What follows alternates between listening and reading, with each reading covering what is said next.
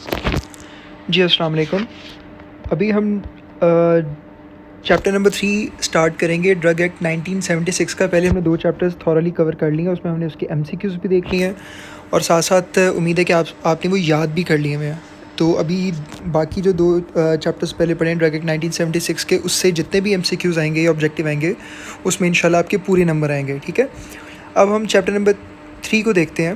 Prohibitions, पाबंदी, किस चीज़ की पाबंदी है, ठीक है। कौन कौन सी चीज़ें प्रोहिबिटेड हैं और बाद में उसकी पेनल्टीज़ को देखेंगे। अच्छा, अभी सेक्शन नंबर 23 जो है वो import, manufacture and sale of drugs के बारे में बता रहा है, ठीक है। प्रोहिबिशंस किसके ऊपर है? Import, manufacture and sale of drugs में किन किन चीज़ों पे कैसे कैसे, ठीक है, देखते हैं। इसका सब सेक्शन 1 जो है, पहले तो ये सेक्शन याद करना है आपने, ठीक है। सेक्शन नंबर 23 है इसका, import, manufacture and sale of drugs, prohibitions के अंदर। Okay, sub section 1, no person shall himself और by any other person on his behalf, कोई बंदा खुद या उसके बिहाफ पे कोई और बंदा, कोई भी ये नहीं करेगा। क्या?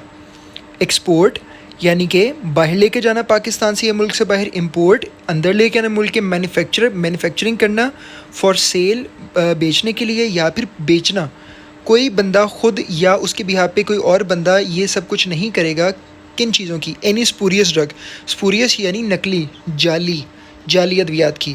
एनी इमिटेशन प्रोडक्ट, कोई नकल बनाई हुई किसी और प्रोडक्ट की, उसको भी नहीं करेगा एक्सपोर्ट, इंपोर्ट, मैन्युफैक्चर या सेल। मिस ब्रांडेड, जो कि अकॉर्डिंग टू स्पेसिफिकेशन नहीं होती, उसको भी नहीं करेगा। एडल्ट्रेटेड यानी एक मेडिसिन में कोई और चीज़, कोई वर्म, रोडेंट, इंसेक्टिसाइड, ये वो कोई भी ऐसी चीज़ें मिक्स हुई हुई हैं वो एडल्ट्रेटेड होती है, तो एडल्ट्रेटेड ड्रग को भी नहीं करेगा। सब स्टैंडर्ड ड्रग, जो कि स्टैंडर्ड की नहीं है, ठीक है, यानी कि उसका फॉर एग्जांपल एसए के अंदर उसकी परसेंटेज ऑफ कंटेंट जो है वो कम आ गई, जो भी सब स्टैंडर्ड वो डिक्लेयर हो गई। Any drug after its expiry date, कोई एक्सपायर्ड हो गई ये ड्रग तो उसको भी वो import, export, manufacture for sale और सेल नहीं करेगा, इसकी भी प्रोहिबिशन है। Any drug which is not registered और is not in accordance with the conditions of registration, जब रजिस्ट्रेशन बोर्ड जो होता है उसकी एक कंडीशन होती हैं, जब वो फुलफ़िल करते हैं तब एक प्रोडक्ट जाके रजिस्टर होती है। लेकिन कोई ऐसी ड्रग जो कि उस रजिस्ट्रेशन बोर्ड की या उस प्रोडक्ट की अपने रजिस्ट्रेशन की कंडीशंस को फुलफ़िल ना करे, ठीक है, तो ऐसी ड्रग जो है उसकी भी import, export, manufacture for sale और सेल जो है वो नहीं कर सकते उसको। उसके बाद 4th point, any drug which bye means of any statement, कोई ऐसी ड्रग जो किसी भी स्टेटमेंट के लिहाज से डिज़ाइन और डिवाइस एकम्पनिंग इट, उसके साथ कोई डिवाइस है या कोई डिज़ाइन चीज़ का जो उसके साथ है उस प्रोडक्ट के या ड्रग के, और बाय एनी अदर मीन्स, किसी और लिहाज से, परपर्ट्स और क्लेम्स टू क्योर, जो ये दावा करे कि वो ठीक करती है, ये क्योर करती है, और मिटिगेट एनी डिज़ीज़ और एलमेंट, या फिर ख़त्म करती है, बचाती है किसी डिज़ीज़ से, किसी वबा से, किसी एलमेंट से, और to have any such other effect, या इस तरह का कोई और इफ़ेक्ट करती है, एज मे बी प्रिस्क्राइब। तो ऐसी जो इस तरह का क्लेम करे, ठीक है, ऐसी भी कोई जो प्रोडक्ट है या ड्रग है उससे भी प्रोहिबिशन है, ठीक है, मना है उसकी इंपोर्ट, एक्सपोर्ट, मैन्युफैक्चर या सेल।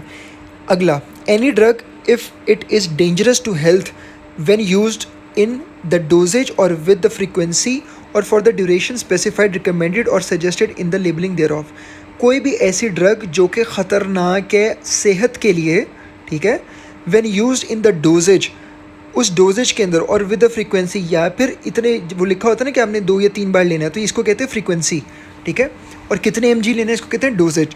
तो डोजेज या फ्रीक्वेंसी में जो वो लिखा हुआ है वो डेंजरस है हेल्थ के लिए, या ड्यूरेशन लिखा हुआ है कि यार आपने सुबह या शाम लेना है या सुबह दोपहर शाम लेना है, ठीक है, उसके लिहाज से भी वो डेंजरस है, और वो उसके लेबलिंग के ऊपर ये रिकमेंड किया, तो ऐसी चीज़ जो है उसको भी, उससे भी प्रोहिबिशन है, उसकी मैन्युफैक्चरिंग, सेल, इंपोर्ट, एक्सपोर्ट वगैरह।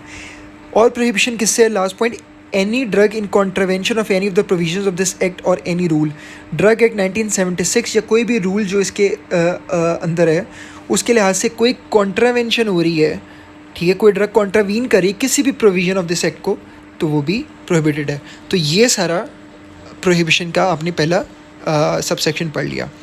अब आते हैं पॉइंट बी के ऊपर, ठीक है। बी में लिखा हुआ है कि manufacture for sale any drug except under and in accordance with the conditions of a licence under this act.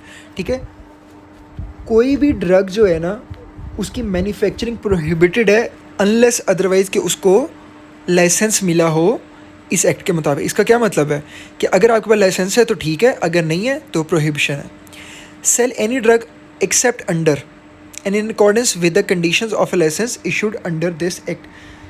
अब पहले था मैन्युफैक्चर, अब है कि सेल कर सकते हैं किसी भी ड्रग को except under and in accordance with the condition of licence. Simple आपने इसमें यह समझना है कि अगर आपके पास लाइसेंस टू सेल है, ठीक है, तो आप वो ड्रग को सेल कर सकते हैं। लाइसेंस टू मैन्युफैक्चर तब कर सकते हैं, अदरवाइज़ नहीं, क्योंकि आप कॉन्ट्रावीन करेंगे एक्ट को।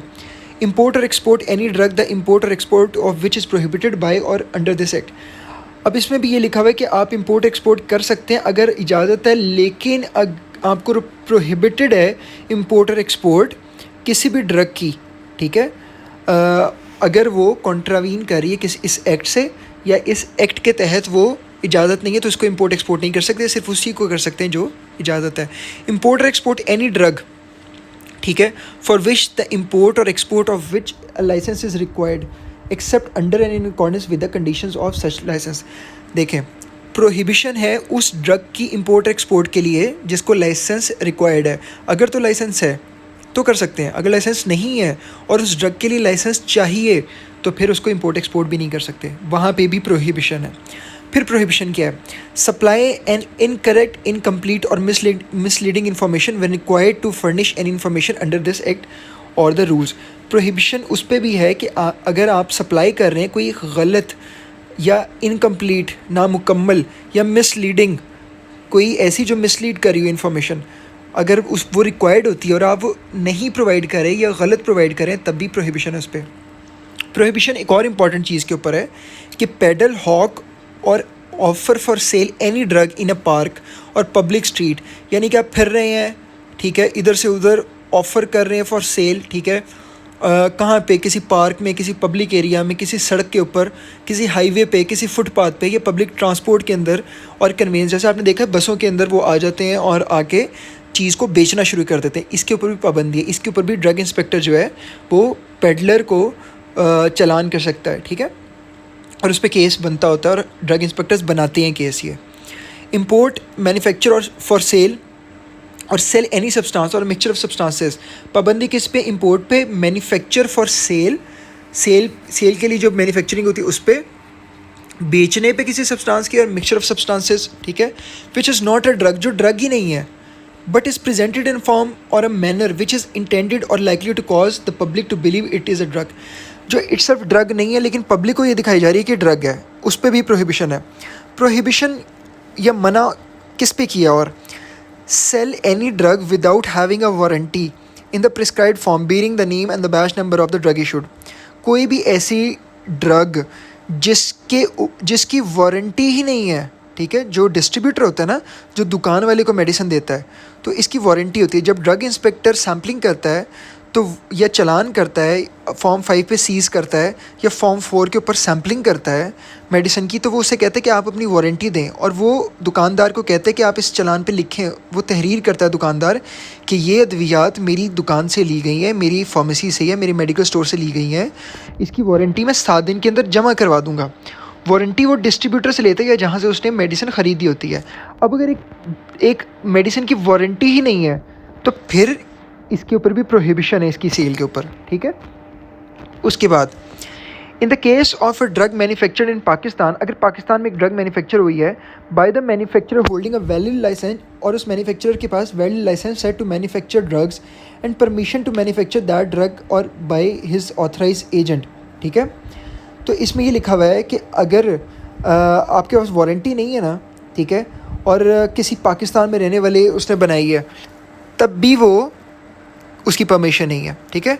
और in case of an imported drug by the manufacturer और the importer of that drug, और if the drug is imported through an indenter by such indenter, ठीक है, अगर वो इम्पोर्टेड ड्रग है तब भी उसकी आपको ट्रेल आपके पास होनी चाहिए, ठीक है, मैन्युफैक्चरर की, इम्पोर्टर की, जो भी रिक्वायर्ड होती है। प्रोहिबिशन क्या है? Apply an incorrect batch number to a drug, इसके ऊपर भी प्रोहिबिशन है। आपने बैच चेक करना है, अगर तो इनकरेक्ट बैच नंबर है तो इसका मतलब क्या है कि वो प्रोहिबिटेड है, उसकी सेल, परचेज, उसकी इम्पोर्ट एक्सपोर्ट, ठीक है।